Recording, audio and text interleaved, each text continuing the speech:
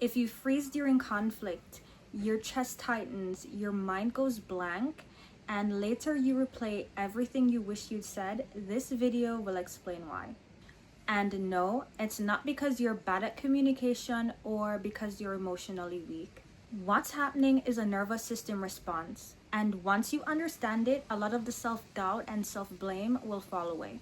I used to leave tough conversations feeling stuck, like my brain and my body had just shut down. I'd think, why can't I just speak up? I know what I want to say. So why does this keep happening? You might recognize this too. You want to say something important, but the words disappear.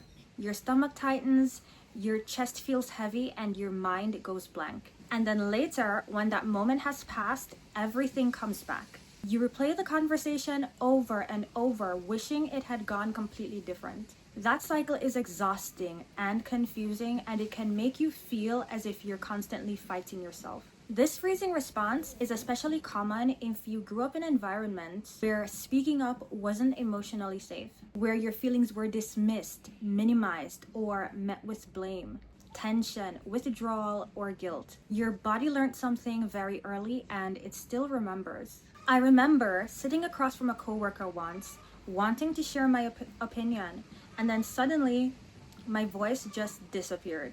My hands were fidgeting, my stomach was tight, and I felt powerless. I left the room replaying everything, thinking, why did I freeze up again? You may experience this with your partner, your friend, co-workers, or even family members. There's a moment where you want to assert yourself, but your body says no. And it's important to say this clearly. This isn't about being passive. It isn't about being shy or being incapable. It's something that you learned. Freezing doesn't always look dramatic. Sometimes it's subtle. You might notice wanting to speak but not being able to find the words. Your chest or stomach tightening as soon as tension starts to rise. Your mind is racing while your mouth just stays shut. Replaying conversations over again, wishing you had said something. We often label this as hesitating or overthinking, but what's really happening is that your body is trying to protect you. Your nervous system has a few automatic survival responses: fight, flight, and freeze. Freezing develops when your body learns that speaking up isn't safe. Conflict feels unsafe. Silence keeps the peace because speaking up leads to emotional consequences. Freezing develops when your body learns that speaking up comes with consequences. Conflict feels unsafe, and silence keeps the peace. If you grew up in a home where expressing your needs led to guilt, withdrawal, shutdown, or even criticism, your body adapted.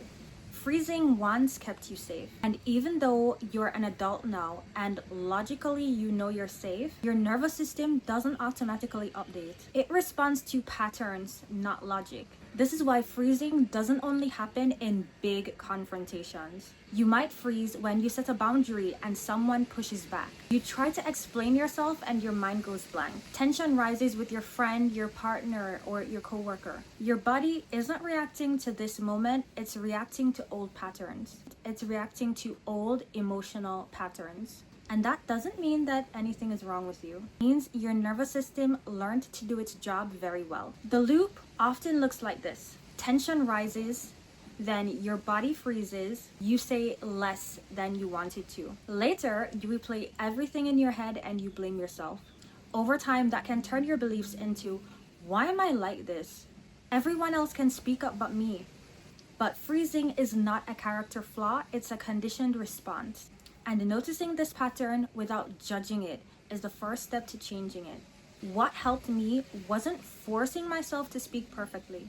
It was learning how to support my nervous system. Small things like pausing to notice what my body is doing. How is my body reacting in this moment?